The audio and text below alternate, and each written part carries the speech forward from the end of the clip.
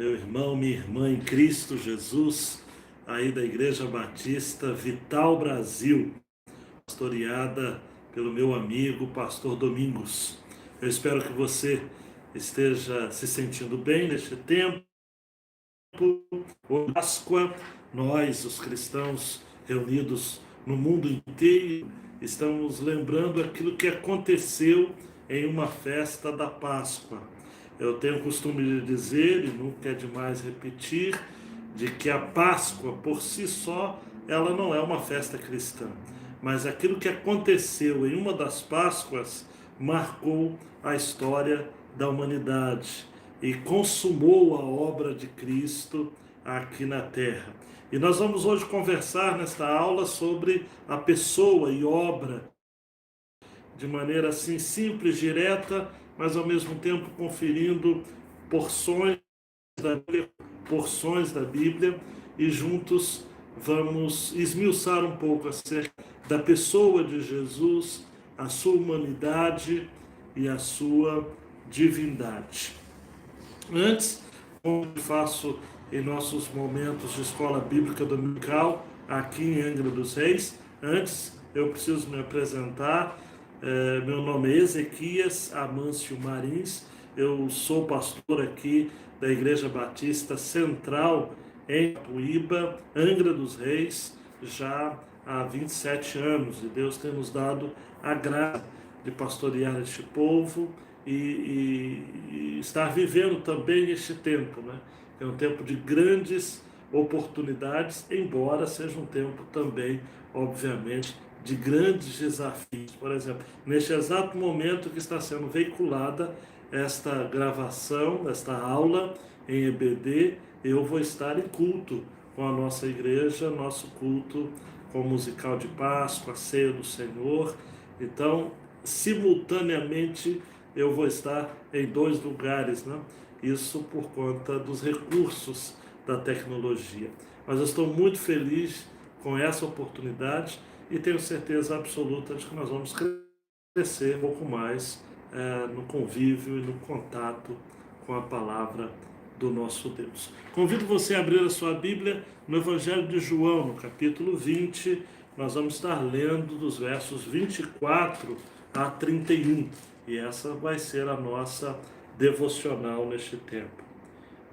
Evangelho de João, capítulo 20, versos 24 a 31. Diz assim a palavra de Deus: Tomé, chamado Dídimo, um dos 12, não estava com eles quando Jesus apareceu. Então, os outros discípulos lhe disseram: Vimos o Senhor. Ele, porém, lhes respondeu: Se eu não vir o sinal dos pregos nas mãos e não puser o meu dedo no seu lado, de maneira nenhuma crerei. 8 dias depois, os discípulos outra vez ali reunidos, e Tomé estava entre eles. Estando as portas trancadas, Jesus chegou, colocou-se no meio deles e disse: Paz seja convosco. Depois disse a Tomé: Coloca aqui o teu dedo e vê as minhas mãos. Estende a mão e coloca no meu lado. Não sejas incrédulo, mas crente. Tomé lhe respondeu: Senhor meu e Deus meu. E Jesus lhe disse: Porque me viste, creste?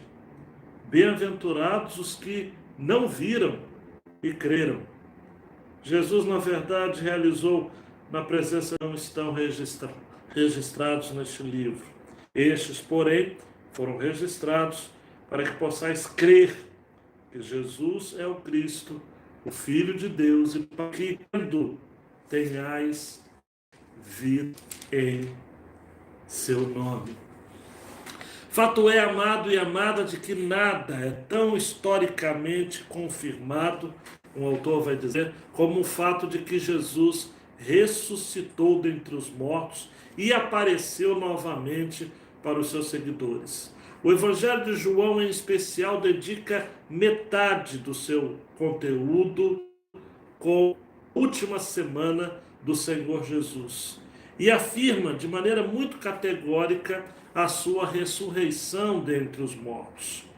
E depois então do ocorrido, Jesus, que já havia aparecido para um grupo de mulheres, Jesus que já havia aparecido para alguns outros discípulos, ou pelo menos no sentido do testemunho das mulheres, agora ele aparece em loco, pessoalmente, numa reunião, a portas fechadas, os discípulos amedrontados e assustados por aquele estado de coisas, por aquelas informações desencontradas, e mesmo sentindo no espírito de cada um de que Jesus havia ressuscitado. Eu me lembro de Lucas capítulo 24, quando nós vamos encontrar os discípulos que caminhavam na direção de Emaús, uma aldeia próxima a Jerusalém, quando um estranho se aproxima deles e começa a caminhar, e lemos a narrativa, ficamos empolgados e sabendo que era Jesus,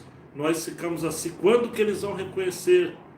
Quando que eles vão perceber que aquele que estava caminhando com eles era o próprio Jesus?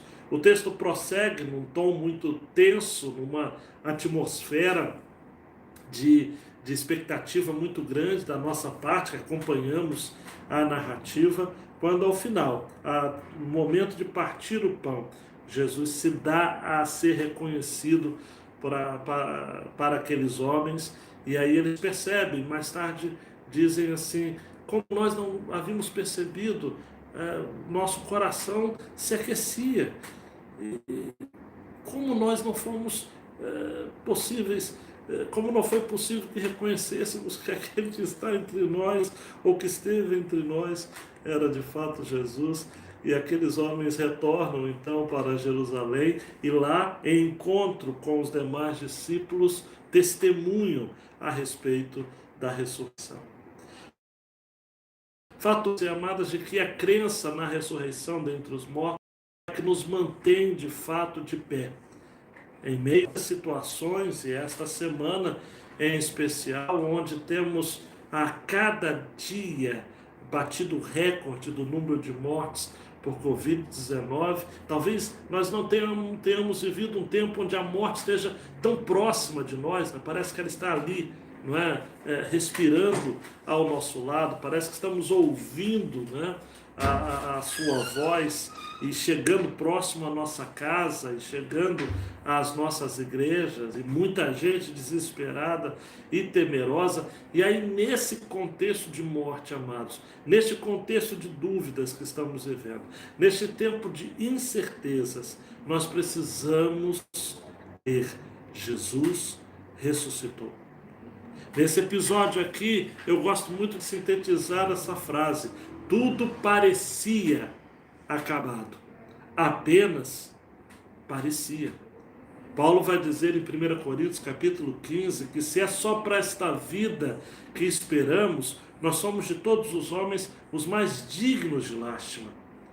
Também vai dizer nesta mesma passagem de que se Cristo não ressuscitou dentre os mortos, é vã a nossa fé, é vã a nossa pregação, é vão o nosso cristianismo.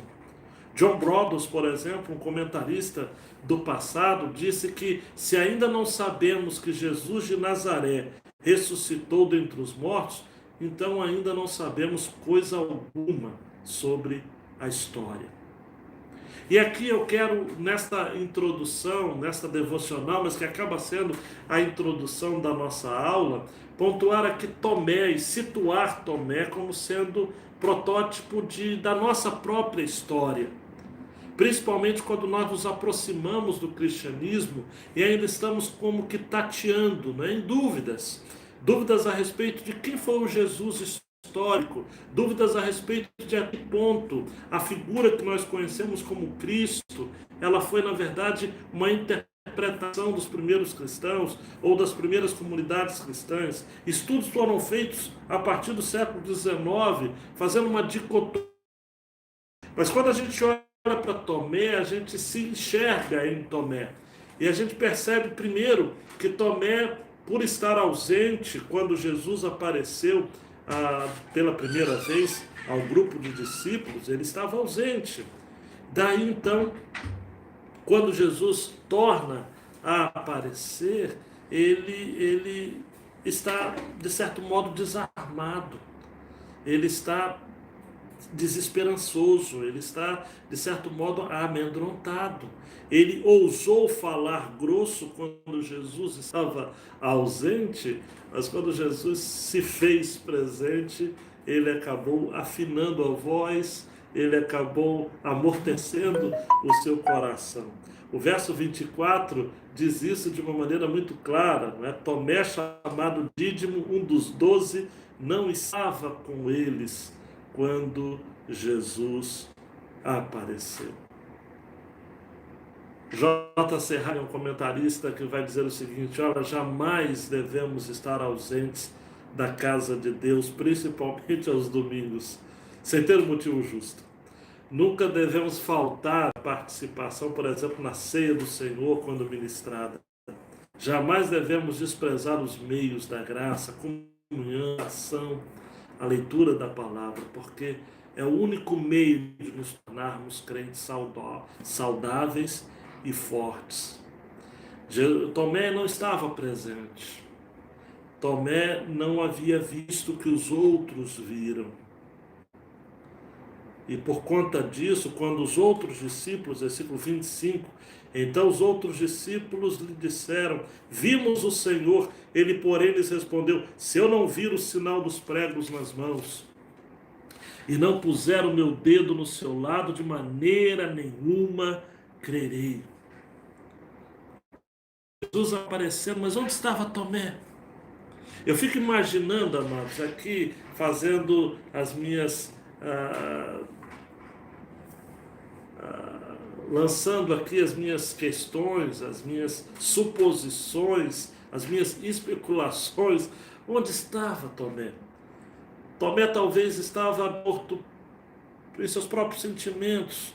Ele estava tentando se achar, né, como se diz popularmente, tentando se achar no meio disso tudo, dessa confusão, a morte de Jesus, embora ele tivesse já dito que aconteceria, mas tudo acontecendo muito rápido, pelo menos para a mente dos discípulos. E Tomé, então, ele resolveu se esconder, resolveu se retirar.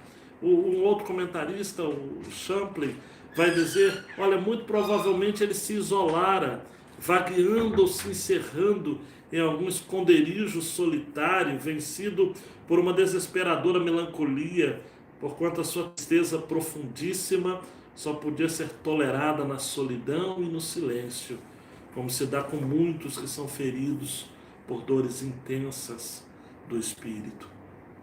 Tomé se identifica conosco, ou melhor, nós nos identificamos com Tomé por conta das nossas dores intensas do espírito. Quem aqui nunca se viu, por exemplo, pressionado pelas circunstâncias, pelos medos, pressionado pelas coisas que não andam dando certo? Essa semana que antecedeu então a Páscoa, as comemorações da Páscoa, muitas expectativas do nosso coração. É uma semana que a gente precisou parar para investigar o nosso coração, né? A editora Fiel lançou, por exemplo, um devocional. Eu não consegui fazê-lo por inteiro, devocional com mais textos para as manhãs e tardes de toda essa semana.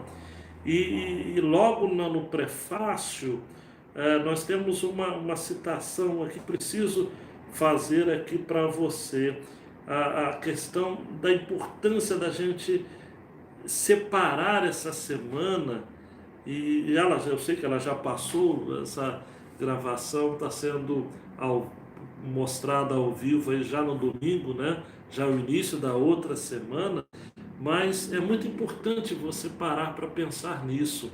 E quem sabe fazer essa semana, não há dificuldade nenhuma, né? Colossenses 2,16 vai dizer: ninguém, pois, vos julgue por causa de comida e bebida, o dia de festa, ou lua nova, ou sábados, né? Aproveite esse tempo. Se você não fez essa semana que passou, faça nessa semana que está entrando agora. Guarde essa semana para refletir, como que uma chance para caminhar com a igreja ao longo dos tempos, pelo mundo, enquanto se caminha com Jesus, o noivo, nessa que é a semana mais importante da história do mundo. É uma chance de focalizar nossas mentes e buscar intensificar nossos afetos pelas realidades mais importantes e atemporais, tá? Tomé, ele era alguém assim, eu não sei, é difícil pré-julgar, mas ele talvez não tenha se preparado como deveria. Ele que já havia tido um vislumbre daquilo que o Senhor estaria fazendo, mas me parece que ele, por algum momento, deixou de crer. Por algum momento, eu não sei precisar. Nós vamos encontrar, por exemplo, fala de Tomé no capítulo 14 de João, quando Jesus diz assim, Jesus havia dito, né, olha, e vós conheceis o caminho para onde vou. Jesus já havia dito várias vezes acerca do seu caminho. Seu caminho para o trono passaria pela cruz. O seu caminho para a vitória sobre a morte teria que passar, obviamente, pela morte. Jesus já havia dito, capítulos anteriores, no capítulo 11, prata, eu sou a ressurreição e a vida. Aquele que crê em mim, ainda que morra, viverá. Mas quando Tomé ouve essa expressão, João 14, 4, vós conheceis o caminho para onde vou, disse-lhe Tomé, como podemos saber o caminho?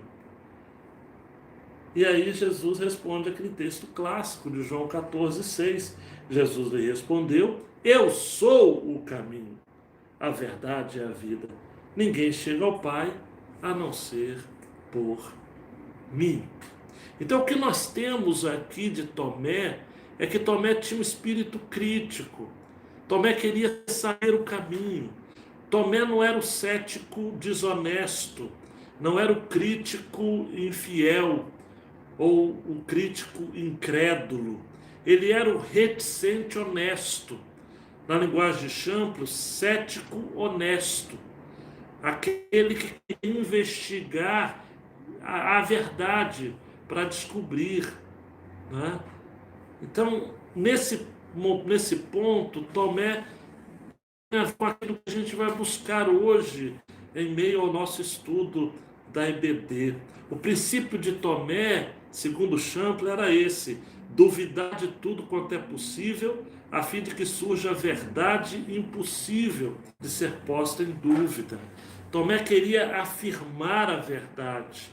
Ele queria saber claramente qual era o caminho. E ele ouviu de Jesus essa frase pela primeira vez: eu sou o caminho. Tomé, eu não vim ao mundo para apresentar um caminho, para sugerir um caminho, nem ao menos para conduzir a um caminho. Eu sou o próprio caminho. Eu sou o próprio caminho. E aqui, capítulos depois, nós temos visto um Tomé que, de certo modo, é claro que a gente está trabalhando muito aqui no campo de especulação, mas Tomé, ele não estava presente. Tomé, de certo modo, se isolou. E nós que estamos vivendo aí em isolamento social, pior do que o isolamento social é o isolamento espiritual. Um outro comentarista vai dizer que Tomé possuía uma natureza que continha em si elementos conflitantes e difíceis de serem conciliados. E aí esse autor sugere uma peculiar vivacidade de espírito. Ele era assim. Em João capítulo 11 nós vamos encontrar Tomé dizendo, olha, vamos até... os discípulos recebem a notícia que Lázaro estava doente e havia todo um clima de expectativa, porque de onde Jesus estava teria que ir até Betânia, e na Judéia os judeus, os mestres da lei estavam, escribas, os fariseus estavam querendo a cabeça de Jesus, e Tomé diz algo extremamente corajoso. Se você for lá comigo, em João capítulo 11, você vai encontrar Tomé dizendo algo extremamente corajoso no verso 16. Então Tomé, chamado Dídimo, disse aos outros discípulos: vamos nós também para morrer com ele. Vamos! Então era uma vivacidade de espírito, uma coragem destemida, eu posso assim afirmar. Só que ao mesmo tempo havia uma inclinação natural que o fazia, vez por outra, enxergar a vida com frieza, com desalento. Não é? Era um homem de coragem indomável, só que traços, vez por outra, melancólicos. Tomé, o Dídimo, né? O gêmeo, né? Ele tinha um irmão gêmeo. Tomé estava querendo crer, mas ele queria ver para crer. Muitos hoje querem conhecer Jesus, mas querem ver para crer. Quando, na verdade, a nossa proposta, aquilo que eu vou estar pontuando durante toda essa aula de hoje, é que nós devemos crer para ver. Jesus não enquadra Tomé, né? No texto você vai encontrá-lo chegando e logo saudando a todos, né? Lá, voltando aí a João no capítulo 20, você vai encontrar Jesus chegando no versículo 26 e saudando a todos: Pai seja convosco. E ele chega para Tomé e diz: Tomé, coloca aqui o teu dedo, vê as minhas mãos, verso 27. Estende a tua mão, coloca no meu lado. Não seja incrédulo, Tomé. Seja crente. Me parece que a ideia de Deus ferido não cabia na mente de Tomé. Como não cabe na mente de muitos dos nossos dias a ideia de um Deus ferido, um Deus que aparentemente está acabado, destruído, derrotado. Para muitos, a humanidade de Jesus representa uma fragilidade, quando na verdade é uma grande possibilidade. Tomé reconheceu ali a divindade que ele próprio não podia ver pelos ferimentos que ele próprio viu. É o comentário do William MacDonald. Tomé então teve que tomar uma decisão. Ele, movido pela fé que havia no seu coração, esse é o verso que eu termino, no verso 28, ele se rende a Jesus dizendo: Senhor meu e Deus meu. Senhor meu e Deus meu. Tomé não se limita a ter uma nova opinião sobre a ressurreição de Jesus. Ele toma uma decisão: Senhor meu. Ele se arrepende, ele se entrega incondicionalmente a Jesus. Deus meu. Já não era fé sem esperança, movida pela lealdade a um amigo, não era uma fé em algo que os outros haviam visto. Não, é Deus meu, na minha experiência pessoal. E daí Jesus termina dizendo: bem-aventurados os que não viram e creram. D.A. Carson vai dizer assim: felizes, portanto, são os que não podem compartilhar a experiência ocular de Tomé, mas que, em parte, por lerem sobre a experiência dele, compartilham da mesma fé. Da mesma fé. Que Deus assim esteja abençoando a sua vida e que nesta manhã você esteja vivenciando de fato o milagre de crer para ver. Esse é o desejo do meu coração, em o nome do Senhor Jesus. Amém.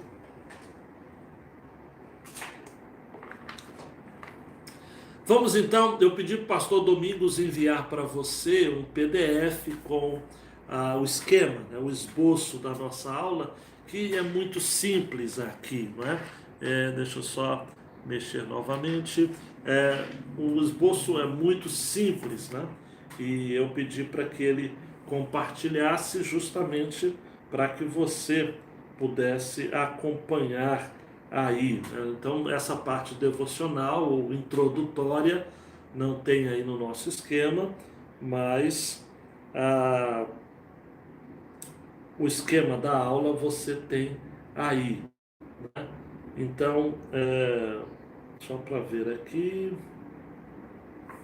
isto, você tem aí o que diferencia o cristianismo de qualquer outra religião é a pessoa de Jesus Cristo. Disso você não pode absolutamente deixar de crer, né? O que diferencia a nossa fé diante de qualquer outra fé ou expressão religiosa é a pessoa de Jesus. Aí nós vamos ver a realidade do cristianismo, que é o próprio Cristo, vamos ver textos sobre a humanidade de Cristo, sobre a divindade de Cristo, sobre os efeitos dessas duas naturezas, divina, humana.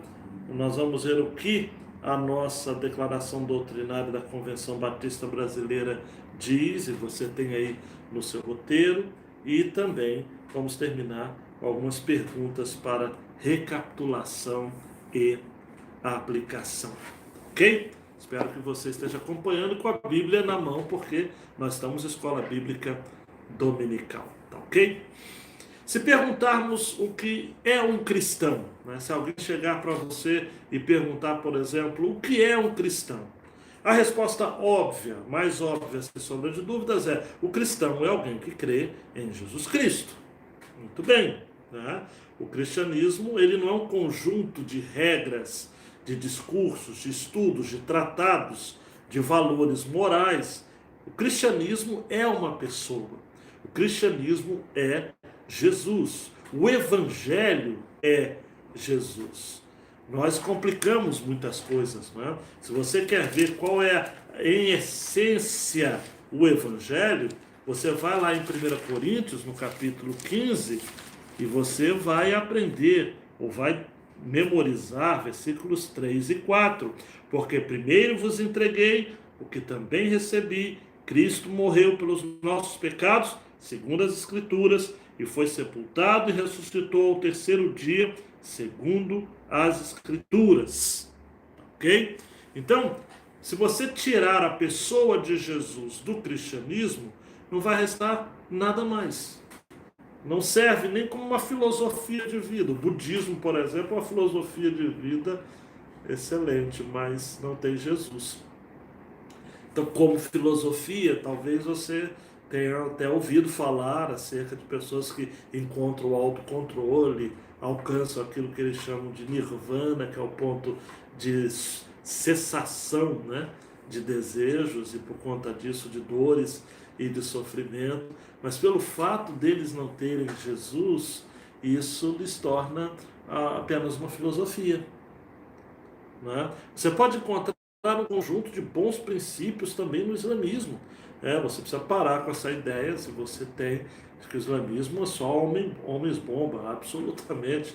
Há princípios ali de submissão, de ética, de respeito, de consideração com o outro, de educação familiar, de reverência, de respeito ao pudor, enfim. Então, e você vai encontrar pessoas também que se apresentam como não tendo religião alguma e que são extremamente éticas, corretas, né, honestas. Você vai encontrar, por exemplo, ímpios que têm casamentos que deveriam ser tidos como exemplos para muitos dos casamentos das nossas, dos nossos membros, né? Mas isso por quê? Porque a moralidade, os princípios da vida, os valores, né? Aquilo que a gente constrói de fundamentos na sociedade, tudo isso pode ser inspirador, tudo isso pode ser, de certo modo, bons exemplos a serem seguidos, mas nada mais do que isso. Somente a pessoa de Cristo é absolutamente singular. Nenhum outro homem pode ser comparado a Jesus. Ninguém viveu como ele viveu, ninguém morreu como ele viveu.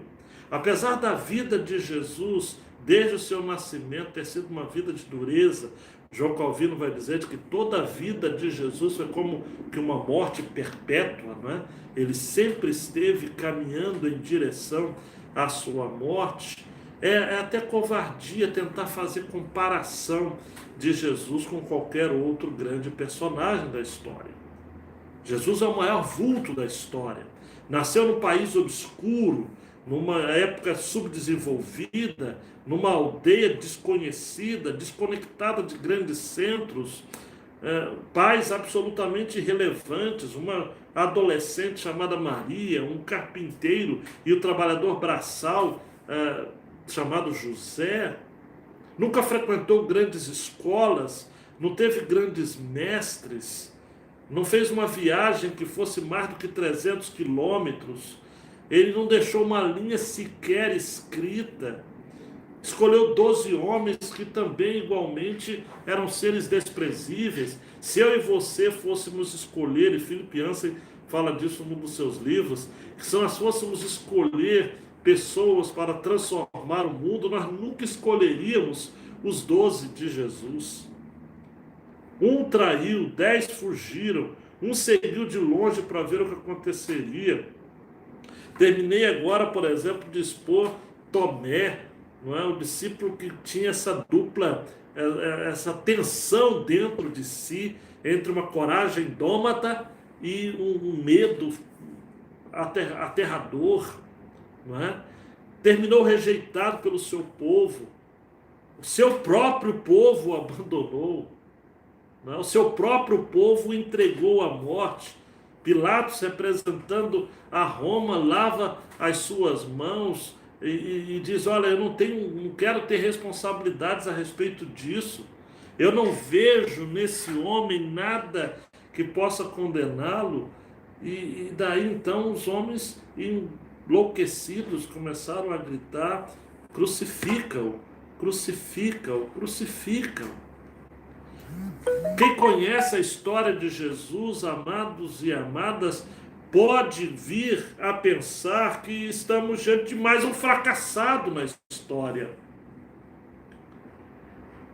E isso seria verdade se ele não tivesse ressuscitado. A ressurreição de Jesus mudou completamente a história, a sua história e a minha história, a nossa história. Nós só estamos, amados e amadas, este domingo, dia 4 de abril, reunidos, você na sua casa, eu pregando agora em nossa igreja no culto de Páscoa. Nós só vivemos essa realidade, nós só cremos nessa atmosfera vivaz, nessa alegria inenarrável, incrível. Nós só vivemos isso porque Jesus ressuscitou. Jesus ressuscitou. E essa notícia que começou então a se alastrar como fogo em lenho seco, seus seguidores são hostilizados, perseguidos, alguns são mortos porque creem nessa declaração por si só absurda. Jesus ressuscitou. O querigma, o centro da mensagem apostólica, foi a ressurreição de Jesus. Todos pregaram isso. Todos viveram e morreram por conta disso. Jesus apareceu, amados e amadas, a um grupo expressivo de homens. 1 Coríntios 15 vai dizer que ele apareceu a Cefas, a Pedro, né? Depois aos 12, versículo 5, depois versículo 6. Depois apareceu a mais de 500 irmãos de uma só vez, e a maior parte deles ainda vive, mas alguns já faleceram. Depois apareceu a Tiago e a todos os apóstolos. Este homem dividiu a história em antes e depois. Este homem nunca empunhou uma arma, mas conquistou mais vidas do que qualquer outro grande guerreiro na história. Ele nunca escreveu um livro, mas livros têm se escrito sobre ele muito mais do que qualquer outra pessoa. O próprio João vai dizer numa linguagem que eu julgo ser formidável: Ao final, né, no capítulo 21, versículo 25, Jesus realizou ainda muitas outras coisas. Se elas fossem escritas uma por uma, creio que nem no mundo inteiro caberiam os livros que seriam escritos.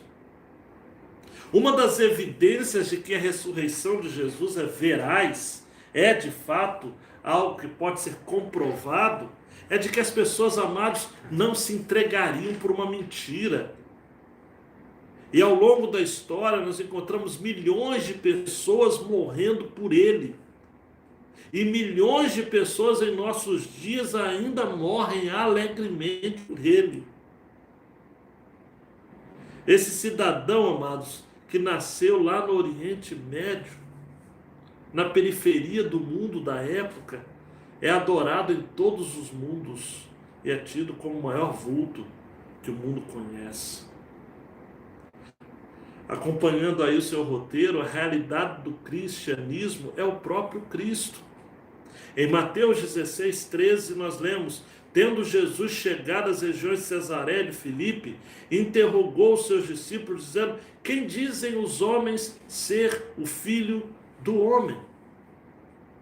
É muito importante a gente dizer que, por mais que nós, os cristãos, temos um livro sagrado, temos princípios de fé, nós, os batistas, ao longo da nossa história, temos defendido princípios fundamentais da nossa fé, os princípios batistas, temos uma declaração que nos reúne, declaração doutrinária da Convenção Batista Brasileira, mas a base, amados, para o surgimento da igreja não foram os ensinos de Jesus, não foram os milagres de Jesus, não foi a ética de Jesus, mas foi a sua pessoa. A pessoa de Jesus é algo que nos orienta, é algo que até hoje, amados, se mantém como um elemento de ardente expectativa. Quem é Jesus para você? Quem é Jesus para você? Esta pergunta foi feita, amados, por parte de Jesus. Quem os homens dizem ser o Filho do Homem? E foi preciso, em Mateus 16, versículo 16, na declaração de Pedro: tu és o Cristo, o Filho do Deus vivo. Tu és o Cristo, o Messias no hebraico, o ungido, o Filho do Deus vivo. É impossível não nos lembrarmos, amados, do episódio em que Maria está em Nazaré e recebe a notícia de que, olha, nascerá de ti o Filho do Altíssimo.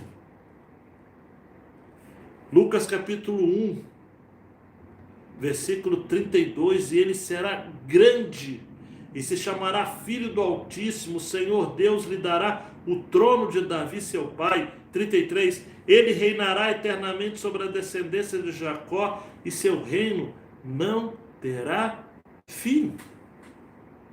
Um dos grandes desafios que nós temos vivido hoje na contemporaneidade é de que Jesus tem sido reduzido muitas vezes a um exemplo de moral. Um líder carismático, o maior psicólogo que já existiu, tem um livro assim, o maior líder que já existiu, tem um líder assim. Jesus é estudado, sua inteligência é perscrutada, por exemplo, por Augusto Cury, na sua trilogia a respeito da inteligência de Jesus. Mas Jesus é mais do que isso, ele é bem mais do que isso. A declaração de Pedro precisa fazer eco nos nossos corações: tu és o Cristo, o Filho do Deus vivo.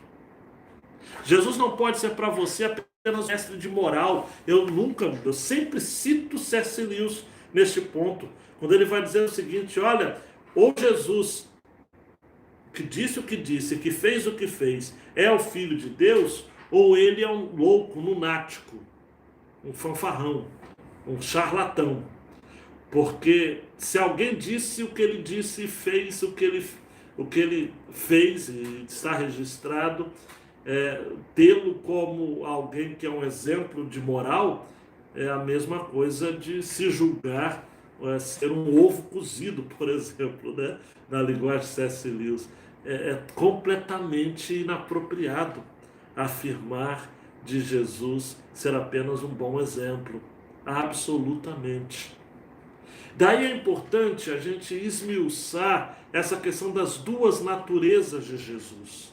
E você tem aí no seu roteiro sobre a humanidade de Cristo e sobre a divindade de Cristo, e o que a gente poderia falar sobre essa relação, essa união, que os teólogos chamam de união hipostática, né? Mas que eu não vou chatear vocês com termos teológicos, mas eu vou estar dizendo de que há uma união entre eles indissolúvel, algo até inexplicável do ponto de vista humano, mas que Jesus, isso vai ser declarado, por exemplo, claramente no concílio de Calcedônia, não é? Onde 451, onde vai ser afirmado ali claramente Jesus sendo verdadeiro Deus, ou melhor, 100% perfeitamente, verdadeiramente homem, e 100% perfeitamente e verdadeiramente Deus, tá? Quando a gente fala sobre a humanidade de Cristo, nós estamos falando daquilo que a igreja sempre declarou através dos séculos. Cristo é perfeito Deus e é perfeito homem. Embora o Novo Testamento não tivesse feito uma formulação doutrinária, como o Concílio de Nicéia fez sobre sua divindade, ela é afirmada.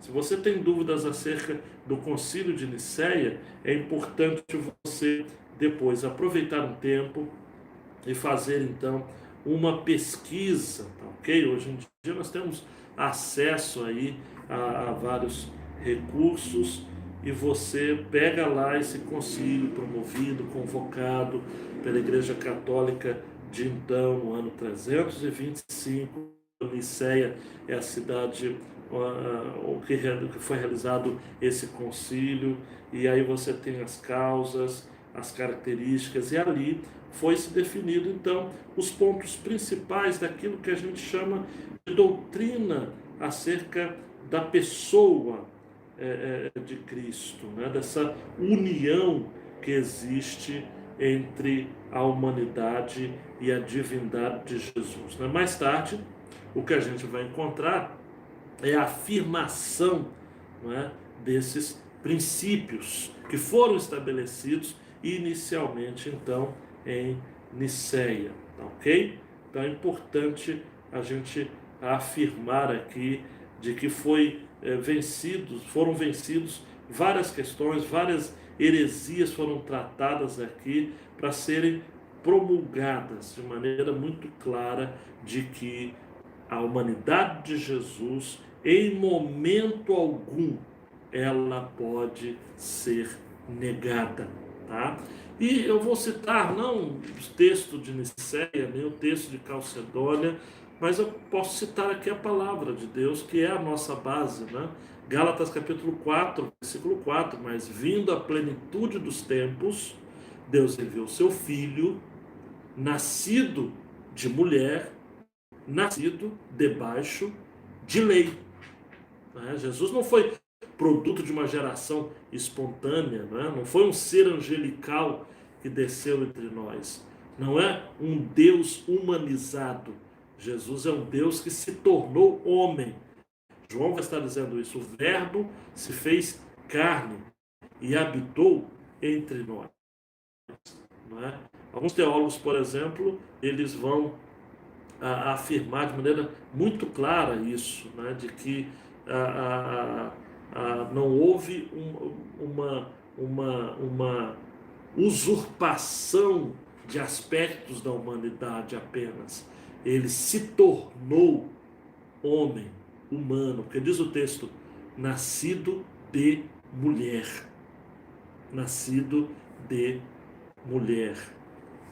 A natureza de Jesus, amados, o tempo todo o impelia para o pecado, mas o texto bíblico de Hebreus 4,15 vai dizer de maneira muito clara, né? Porque não temos um sumo sacerdote que não possa compadecer-se das nossas fraquezas, porém um que, como nós, em tudo foi tentado, mas sem pecado. Jesus é aquele que não conheceu pecado, como diz 2 Coríntios, capítulo 5, verso 21. Em 1 Pedro 2, 22, está claro, ele não cometeu pecado, nem na sua boca se achou engano. Então, olhe para mim, preste atenção nisso. Jesus foi sujeito às tentações, mas nós não temos indício nenhum de que o pecado chegou a ser cogitado na sua vida, a ponto de colocar em conflito essa dupla natureza humana e divina. Não é? Em João 8,46 mesmo, Jesus chega a desafiar os seus inimigos, dizendo: quem dentre vós me convence de pecado? Então a simples declaração mostra uma segurança muito grande de quem podia ter a vida examinada. Ele diz o seguinte: olha, examine a minha vida. Examine a minha vida. Vocês têm condições de encontrar pecado nela? Quem é que pode encontrar pecado na minha vida? Isso é fantástico, amados. Então, em cima daquela velha questão, ele poderia ter pecado? Sim. Mas ele pecou? Não. Ele poderia pecar, embora seja certo que ele não pecaria. Poderia porque ele era humano. Mas ele não poderia ter pecado porque ele era divino. O mal é uma impossibilidade moral em Deus. Então, embora humano, Jesus era Deus. Ele era humano porque ele teve um nascimento humano. Ele foi humano porque ele teve fome. Mateus 4, 2-4. Ele teve sede. Na cruz, ele disse: tenho sede. Quando ele conversa com a mulher samaritana em João 4, ele diz: olha, eu estou com sede. Ele chora por Lázaro em João 11. Ele chora por Jerusalém no Evangelho de Lucas. Ele chora por ele mesmo, como lemos em Hebreus 5, 7, o qual nos dias da sua carne, tendo oferecido com grande clamor e lágrimas, orações e súplicas ao que podia livrar da morte. O texto clássico de Filipenses 2,7 diz que ele esvaziou-se a si mesmo, tomou a forma de servo, tornando-se semelhante aos homens. Né? Então, a sua humanidade foi plena. Ele não era uma aparência de homem, como ensinava um movimento herético na igreja chamada docetismo.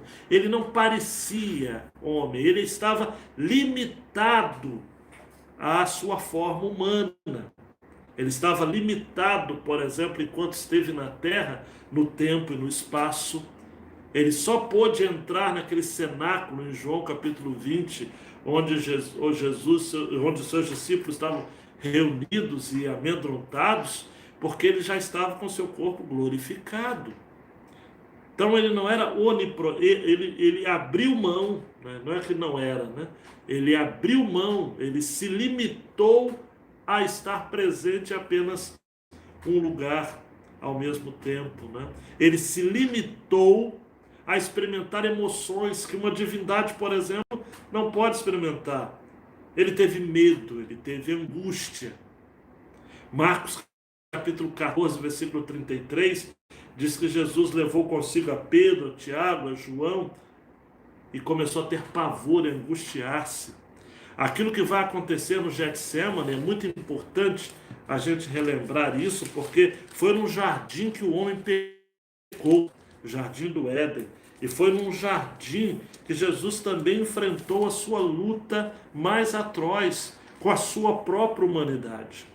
A humanidade que foi derrotada no jardim do Éden poderia ter sido derrotada também no Getsemane, ao lugar da prensa do azeite. A alma de Jesus foi prensada, a alma de Jesus foi torturada, mas ele venceu. Quando ele ora: Pai, versículo 42 do capítulo 22 de Lucas, se queres, afasta de mim esse cálice, todavia não seja feita a minha vontade, mas a tua. Aquele se reduz, amados, ao entendimento de que a vontade de Deus era superior à sua própria vontade ali. Não é a imagem de um Cristo em conflito esquizofrênico, não é, de personalidade ou mente dividida, não. É um Jesus em conflito com a sua própria humanidade. É o medo, é a angústia, por isso que ele vai estar orando e durante a sua oração o seu suor passa a se transformar em gotas de sangue. Ele vai sofrer daquilo que os médicos chamam hoje de hemaditrose, que é o rompimento dos vasos sanguíneos e o sangue começa a jorrar onde estão os poros sobretudo, o couro cabeludo. Jesus suou pelo cabelo, suou pelos braços, suou pelos poros, sangue devido ao seu estado de angústia. Ele foi perfeitamente humano. Dizer que Jesus foi um homem como nós é uma leve improbabilidade. Na verdade, Jesus foi mais humano do que nós. Nenhum de nós consegue ser humano plenamente, porque o pecado manchou a nossa humanidade. Só uma outra pessoa foi tão humana quanto Jesus, Adão, antes da queda. Então Jesus foi completamente humano e sem pecado. Aí você deve estar pensando, mas se ele foi humano, então ele pecou, porque a humanidade peca. Não, não. Ele foi humano perfeito. O pecado não faz parte da essência da humanidade. Se isso fosse verdade, nós poderíamos dizer ao extremo que Deus criou o pecado, né? Porque Deus criou o homem, né? Não criou o pecado. O pecado foi uma decisão do homem, né? Algo imposto pela consciência do homem. Gênesis 3 ilustra isso de maneira muito perfeita. Então eu gosto muito de fazer essa comparação dos jardins, né? O jardim do Éden, a derrota da humanidade. O jardim do Getsemane, a vitória da humanidade. O jardim do Éden, a morte decretada. O jardim do Getsemane, a vida anunciada. O jardim do Éden, o homem afastado terminantemente de Deus, cima de Deus, chamando de Pai. Jesus, que teve um desenvolvimento humano, Lucas 2:40 vai dizer de que ele crescia em graça, ele crescia em sabedoria, ele crescia em estatura, ele crescia, teve um desenvolvimento humano normal, absolutamente. Lucas 2:40 aí, ó, e o menino crescia e se fortalecia. Em Lucas 2:52, Jesus crescia em sabedoria, estatura, em graça. Seu crescimento físico não foi por causa da sua divindade, foi por causa da sua humanidade, né? Deuses não crescem, né? Mas seres humanos, sim. Então, falar da humanidade de Jesus é lembrar que o fato dele se desenvolver é um traço da sua natureza. Jesus não foi criado um Deus em processo, ou um homem pronto. Nem um Deus em processo, nem um homem pronto, mas um homem em processo, né? Ele nasceu, humanamente falando, como alguém que cresceu fisicamente, cresceu mentalmente, cresceu socialmente, teve os elementos próprios da sua natureza, teve um corpo físico. Hebreus 10:25 vai dizer: corpo me formaste, tá? Em João, 1 João 1:1 vai dizer: o que era desde o princípio, o que ouvimos, o que vimos com os nossos olhos, o que contemplamos e as nossas mãos apalparam a respeito do verbo da vida. E aquilo que Jesus vai dizer mais tarde aos discípulos reunidos em Lucas 24:39: apalpai-me e vede, porque um espírito não tem carne nem ossos, como vedes que eu tenho. Jesus teve emoções, eu já disse isso para vocês, não é? Ele morreu, e essa experiência que une, iguala toda a raça humana, e nós estamos, infelizmente, vivendo esse contexto duro de mortes. Todas as pessoas que nascem morrem. Se existe algo que é unanimidade, por exemplo, a probabilidade de vida, ela é relativa, né? A natalidade vai depender, é uma taxa que avaliada vivendo contexto em cada contexto, né? Uma situação dado em cada contexto. Agora, a taxa de mortalidade, por mais que sejam estudos também acerca da probabilidade com que pessoas têm morrido, mas a realidade da mortalidade é algo 100%. Todos que nascem morrem. Todas as pessoas que nascem morrem. Jesus foi assim. Isaías 53 afirmou acerca da morte de Jesus. Em Lucas 24, 44, ele mesmo declara que o Antigo Testamento testemunhava dele, incluindo aí a sua morte, e ele explica aos discípulos: olha, são essas as palavras que vos falei, estando ainda convosco, que se cumprisse tudo que de mim estava escrito no livro da lei de Moisés, nos profetas, né, e nos salmos. Não adianta, amados, absolutamente a morte, ela faz parte da vida. A morte faz parte da vida. E os documentos da igreja do primeiro século viveram isso, exemplificaram isso, ensinaram isso de maneira assim muito clara, muito claro mesmo. Passado Nicéia, conforme a gente estudou aqui, o concílio de Macedônia, que vai acontecer no ano de 451, afirma isso, né? Relembra essa afirmação de Hebreus 4,15. Em tudo, Jesus foi semelhante a nós, menos no pecado. Em tudo, e até em nossas necessidades humanas. Jesus passou pelas mesmas necessidades. Ele tinha que comer, ele tinha que dormir.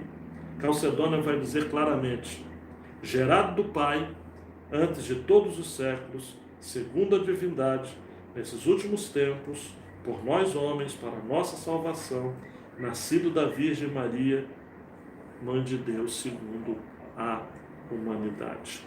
Claro que, obviamente, essa expressão Mãe de Deus não é uma expressão que nós, os cristãos protestantes, entendemos, mas sim que ele foi filho. A Maria foi habitada, possuída, entre aspas, por Deus, para que houvesse o nascimento de Jesus em sua divindade. Com isso, eu já aproveito e faço um link aqui, né, sobre a divindade de Cristo.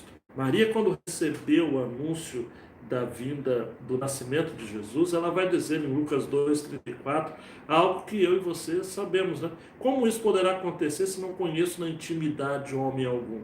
O anjo diz: o Espírito Santo virá sobre ti, e o poder do Altíssimo te cobrirá com a sua sombra. Por isso aquele que nascerá de ti será santo, será chamado Filho de Deus. Maria não era mãe de Deus, mas ela foi mãe do Filho de Deus. É aquela história, amados. Jesus, como homem, não teve pai. Como Deus, não teve mãe. Tá? Então vale a pena começar, amados, citando aqui um teólogo bastante conhecido no meio batista, Abel Langston, né? Jesus não é homem como Paulo, não é Deus como Pai, mas é Deus, tracinho, homem, né? E nunca esse tracinho, esse hífen, teve tanta significação aqui como entre essas duas palavras, né? Porque liga e divide ao mesmo tempo. O autor dessa apostila que eu estou seguindo aqui como caminho, né, como rota, acrescidas algumas interpolações minhas, o pastor Exaltino Gomes Coelho Filho, já falecido, ele disse o seguinte: olha, já disse isso no tempo que ele viu esse material, você imagina hoje, nos nossos dias, né? Um dos pontos que a teologia mais se envolverá nesses próximos anos, disse ele, tá ok? Isso em idos do ano 2000, não sei se 2005, 2007, não sei o certo. Será a situação dos que não são cristãos mas que pertence a algumas das grandes religiões universais. Como nós podemos dizer que um judeu, que um muçulmano, que um budista não está salvo? Não é isso uma atitude arrogante? Não será Cristo apenas um caminho entre os muitos outros caminhos existentes, em vez de ser o único caminho, como gostamos de apregoar? Como nós vamos sair dessa situação?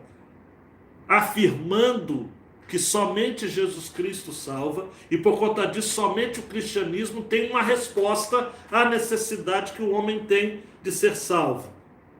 Como?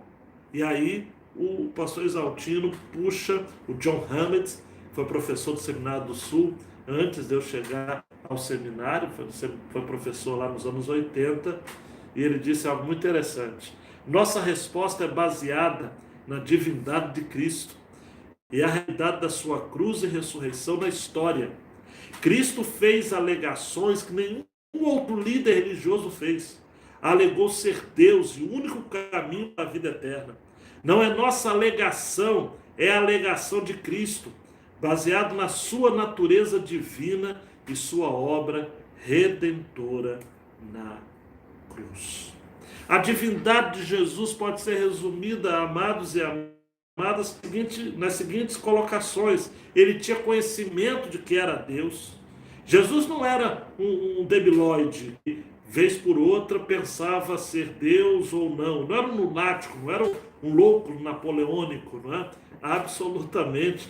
Em todo o tempo ele sabia que ele era Deus, né? Em Marcos 2, 5 a 11, nós vamos encontrar essa expressão aqui. E Jesus, vendo-lhes a fé, disse ao paralítico: Filho, perdoados são os teus pecados. Ora, estavam ali assentados alguns dos escribas que arrazoavam em seus corações, dizendo: por que fala assim este homem? Ele blasfema. Quem pode perdoar pecados senão um só, que é Deus?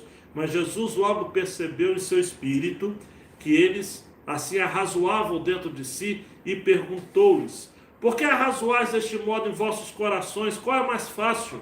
Dizer ao paralítico: perdoados são os teus pecados? Ou dizer: levanta-te, toma o teu leito e anda? Ora, para que saibais que o Filho do Homem tem sobre a terra a autoridade para perdoar pecados, disse ao paralítico: a ti te digo, levanta-te, toma o teu leito para a tua casa. Repare que Jesus não discordou que ele poderia perdoar pecados, porque ele era Deus, e como Deus ele pode perdoar pecados. Por isso que ele declara: ou dizer, levanta-te, toma o teu leito e anda, para que saibais que o Filho do Homem tem sobre a terra autoridade para perdoar pecados.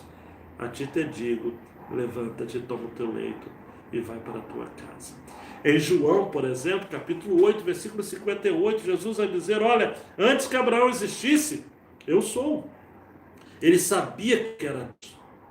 Ele sabia que ele era o Deus de Israel. João 14, 11, Jesus disse: crede-me que eu estou no Pai e que o Pai está em mim. Crede ao menos por causa das mesmas obras.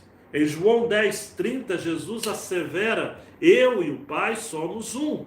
Em João 17, 22, encontramos: e eu lhes dei a glória que me deste, para que sejam um, como nós somos um. O Novo Testamento, do início ao fim, reitera essa perspectiva de Jesus. Lá no Cântico de Simeão, em Lucas 2, 32, nós temos Jesus sendo apresentado ainda um infante, ainda um bebê, luz para a revelação aos gentios e para a glória do teu povo Israel. No mesmo capítulo, momentos depois, Ana, a profetisa, vai dizer acerca de Jesus, a respeito do menino, a todos que esperavam a redenção de Israel. João Batista, em João capítulo 1, versos 29 e 30, no dia seguinte, João viu a Jesus que vinha para ele e disse: eis o Cordeiro de Deus, que tira o pecado do mundo. Este é aquele de quem eu disse: depois de mim veio um varão que passou adiante de mim, porque antes de mim ele já existia. Vários textos. E aí você que está acompanhando aí o nosso roteiro, não se perca não, tá ok? Temos os efeitos dessas duas naturezas. O pastor Exaltino cita três desses efeitos que eu quero passar aqui a vocês, depois tecer algumas conclusões, algumas aplicações para a nossa vida. Primeiro é de que Jesus Cristo é Deus e o homem. Em Jesus Cristo, Deus e o homem estão juntos. É muito interessante isso. É um Deus que se encontra com o homem, não é? Em todas as outras religiões, o homem está sempre em busca de Deus. E Jesus não foi um homem divinizado e nem um Deus humanizado. Ele foi Deus homem. Aquilo que no Éden se aspirava, né? Se perguntava por parte da divindade: Adão, onde estás? Nós temos a resposta em Jesus. Jesus é Deus que chega perto ao homem. Aquela pergunta de Castro Alves, por exemplo, naquela poesia triste, mas lacônica, da África, né? Deus, ó Deus, onde estás que não me respondes? É uma expressão poética, mas não é uma expressão teológica. Desde o Éden, Deus está buscando se relacionar com o homem. É assim que João fala: o verbo se fez carne e habitou entre nós. O verbo habitar no grego, skem, né? Significa estabeleceu tenda, estabeleceu uma moradia, tabernaculou entre nós, cheio de graça e de verdade. E vimos a sua glória como a glória do unigênito do Pai. Literalmente, em Jesus Cristo, Deus veio armar a sua tenda entre nós. Ele veio morar entre nós. Ele veio estabelecer morada em nós, conosco. Não é? A encarnação, amados, a doutrina da encarnação, ela é importante por conta disso, né? Porque afirma que Jesus, homem, Deus, é a essência do cristianismo. E a essência do cristianismo é uma mensagem, a mensagem de que Deus e o homem podem viver juntos. C.S. Lewis fala muito disso também, né? É o Filho de Deus que se tornou filho do homem, para que nós, filhos dos homens, pudéssemos nos tornar filhos de Deus. Em Hebreus 2, 14 e 17, temos, portanto, visto como os filhos são participantes comuns de carne e sangue, também ele semelhantemente participou das mesmas coisas, para que pela morte derrotasse aquele que tinha o poder da morte, isto é, o diabo. Pelo que convinha que em tudo fosse feito semelhante a seus irmãos, homem, para se tornar o sumo sacerdote misericordioso e fiel nas coisas concernentes a Deus, a fim de fazer propiciação, na satisfação plena pelos pecados do mundo, sendo Deus. Só um homem perfeito, amados, poderia nos apresentar diante de Deus. Terminando com o comentarista Bruce Milne, que vai dizer assim: olha, pela primeira vez um homem viveu sua vida para a glória de Deus. É claro que certas dimensões presentes no caso de Jesus não se achavam presentes em Adão, mesmo antes da queda. Desde que Jesus era tanto homem como a segunda pessoa eterna da Trindade. Todavia, em virtude da realidade da encarnação, ele verdadeiramente colocou-se no lugar de Adão e, portanto, como homem normativo, homem com Deus. A segunda evidência, o segundo ponto que eu quero estabelecer aqui como sendo efeitos dessa dupla natureza humana divina em Jesus é a encarnação significou para o próprio Deus, né? Deus se tornou próximo a nós através da sua encarnação. Eu vou citar o texto bíblico pura e simplesmente, esses dois, a partir do versículo 5. Tende em vós o mesmo sentimento que houve em Cristo Jesus, que existindo em forma de Deus, não considerou o fato de ser igual a Deus ao que devesse se apegar. Mas, pelo contrário, esvaziou a si mesmo, assumindo a forma de servo e fazendo-se semelhante aos homens. Assim, na forma de homem, humilhou a si mesmo, mediante a morte, até a morte, e morte de cruz. A ideia aqui, amados e amadas, é de que Deus se tornou o que Ele não era. E ao mesmo tempo que esse ato, né, de auto-esvaziamento, né, Ele nos esvaziou de si mesmo. O texto diz que Ele esvaziou a si mesmo. Millet Erickson vai trabalhar isso com a seguinte expressão: a encarnação foi mais uma aquisição de atributos humanos do que uma desistência dos atributos divinos. E eu creio muito, mas muito nisso mesmo. Ele experimentou o ser humano, né? Quando a gente fala de que a encarnação significou algo para Deus, não que ele não fosse completo, ele já era completo, mas ele se tornou próximo de nós, algo que de fato afetou a sua idade, uma vez que ele passou a ter a experiência de corpo com a gente, né? De ser como a gente, de ser obediente até a morte, né? E morte ativamente a todos nós, né? E essa obediência ativa, passiva, a sua obediência que está estabelecida no texto das Sagradas Escrituras, em Hebreus capítulo 2, de maneira muito específica aqui no versículo 9. Vemos, porém, Jesus, que foi feito um pouco menor que os anjos, coroado de glória e honra por causa do sofrimento da morte, para que pela graça de Deus sofresse a morte em favor de todos. Verso 10. Porque era preciso que aquele para quem são todas as coisas e por meio de quem tudo existe, ao trazer muitos filhos à glória, aperfeiçoasse por meio do sofrimento o autor da salvação deles. Por isso que ele sentiu dor, por isso que ele foi limitado fisicamente. A encarnação marcou profundamente. O próprio Deus modificou a sua humanidade, a sua história, e modificou também, nesse aspecto, a sua divindade, né? O fato dele permitir-se se limitar a ser como nós. E por fim nós temos agora um sacrifício perfeito, né? Hebreus capítulo 9, 22 vai dizer de que sem derramamento de sangue não há remissão.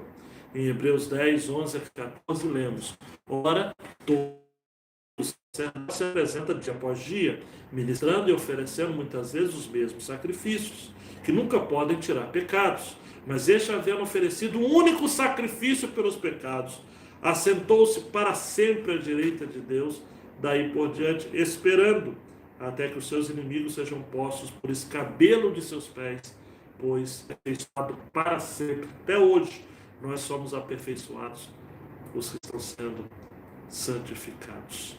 Tá ok? Eu coloquei no roteiro aí, que você tem em mãos, a declaração da doutrinária, e eu quero terminar então esses meus últimos minutos aqui desta aula, reforçando aquilo que a gente pode levar para casa, não é? Ou aquilo que a gente pode aprender, não é? Eu peguei as 3 perguntas do Wayne Grudem, né? No seu livraço sobre teologia sistemática, algumas perguntas, né? Ele chama de perguntas úteis que todo cristão deveria fazer. E a primeira pergunta é: Jesus é Deus? De que maneiras, ou quais maneiras essa verdade nos encoraja? Eu vou falar Batista e Vital Brasil.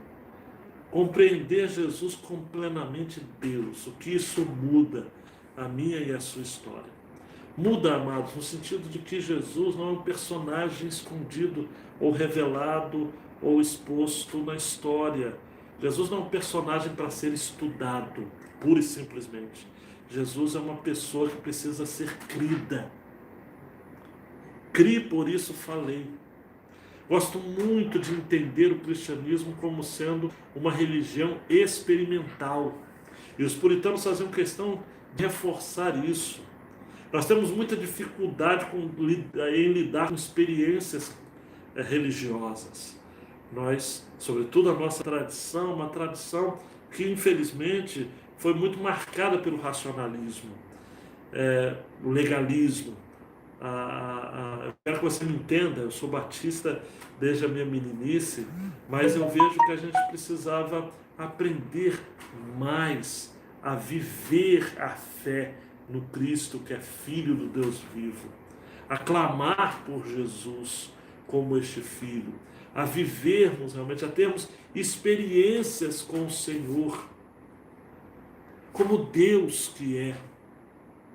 Nós somos muitas vezes, para voltar àquilo como eu comecei falando sobre Tomé, nós somos muito tendentes à mente crítica, nós somos hesitantes, quando na verdade nós devemos experimentar realmente viver um Jesus que é Deus e que pode ser acessado pela fé, pela fé. Experiências, amados. Aquilo que a Bíblia vai dizer, olha, que se com tua boca confessares e no teu coração creres. Muitas vezes entre a confissão da boca e a fé com o coração há uma distância abissal. E nós precisamos entender que não precisa ser assim. Nós não temos todas as respostas? Absolutamente. Ninguém explica Deus, ninguém explica Deus. Nem a Bíblia explica Deus, porque a Bíblia ela descreve a Deus. Mas nós precisamos de fé. E Hebreus 11 vai dizer que sem fé é impossível agradar a Deus. Nós precisamos ter fé. E a fé no Deus, em Jesus como Deus, nos faz superar, então, esse formalismo religioso dos nossos dias. Uma outra questão é essa, olha, Jesus é plenamente homem. De que maneiras ou quais maneiras essa verdade o encoraja? Eu vejo que ela pode nos encorajar na ideia de que em Jesus, sendo homem, nós podemos nos aproximarmos dele como alguém que entende as nossas dores. Alguém que é homem de dores, usando a expressão de Isaías 53. Ou daquele texto que eu gosto sempre de citar nos meus prediletos da Bíblia Sagrada, Hebreus 4,16. Portanto, aproximemo-nos com confiança do trono da graça, para que recebamos misericórdia e encontremos graça, a fim de sermos socorridos no momento oportuno. Essa é a ideia, amados, de um Deus que é ferido e que assim também conhece as nossas feridas. Como aquela história de um médico que ousou chegar num quarto para atender um menino que havia perdido um dos seus braços num severo acidente, e o menino não queria receber ninguém, absolutamente ninguém. Mas quando o médico bate a porta, o menino diz: não quero falar com ninguém. Ele abre a porta e o menino percebe que aquele médico só tinha um cotoco no braço, né? Ele também havia passado por aquilo. O médico ferido cura outros feridos. O médico com seus braços cortados ou com um dos seus braços cortados pode atender perfeitamente aquele que também tem um dos braços ou os dois braços cortados. A humanidade de Jesus é uma humanidade que nos apresenta diante de um Deus que se fez carne, um Deus que se tornou mortal, entre aspas, né? Porque obviamente ele era imortal, se tornou imortal na ressurreição e ele vive, mas é um Deus que morreu, um Deus que morreu, mas que viveu, que ressuscitou. E há um link muito interessante, porque o Gólgota, ou o lugar da caveira, o Monte Caveira, onde Jesus foi crucificado, há estudiosos que defendem de que ali foi sepultada a cabeça de Golias, naquela narrativa de Samuel. Então, onde a morte de um grande gigante, guerreiro, filisteu, foi celebrada, da caveira, do crânio de Golias, Jesus foi erguido aos céus e na sua morte nos trouxe vida. E usando a linguagem de João capítulo 10, versículo 10, e vida em abundância. A terceira e última pergunta para recapitulação e aplicação, na verdade não é uma pergunta, é um estímulo, um apelo, para que você reserve um tempo para orar e falar diretamente com Jesus, agradecendo-lhe por ele ter vindo à terra e se tornado plenamente homem por sua causa. Amados e amadas, o meu alvo, pessoal da Igreja Batista em Vital Brasil, com esta aula foi de fato levar você, meu querido, minha querida, a amar mais a Jesus, a crer mais em Jesus, neste que plenamente homem, plenamente Deus, morreu e se entregou por nós. Então aproveite esse tempo, esses minutos aí que nos restam nesta aula, para você orar e fazer isso como uma gratidão a Deus por aquilo que Ele fez a você. E agradecer a Deus, né, pela revelação da palavra de Deus, pelos documentos históricos que foram pontuados aqui, pelas reflexões que pudemos destrinchar aqui juntos, tudo para afirmar que o Jesus que cremos é o Jesus que é histórico e é o Jesus que a fé de que ele veio ao mundo pela primeira vez, para outra vez, para reinar junto com a igreja. E neste tempo, amados e amadas, Jesus virá glorioso. Não virá mais como um bebê indefeso no ventre de uma adolescente como foi Maria. Ele virá dos céus e todo olho verá e toda língua que Jesus Cristo é o Senhor. Obrigado, queridão. Obrigado, queridona. Quero orar com você e me despedir aqui com muito carinho, agradecendo mais uma vez pastor Domingos e a oportunidade de passar esse tempo compartilhando verdades tão incríveis da palavra de Deus. Obrigado, meu Pai. Obrigado, meu Deus, por esta palavra, por esta aula. Obrigado pela sua vida na nossa vida.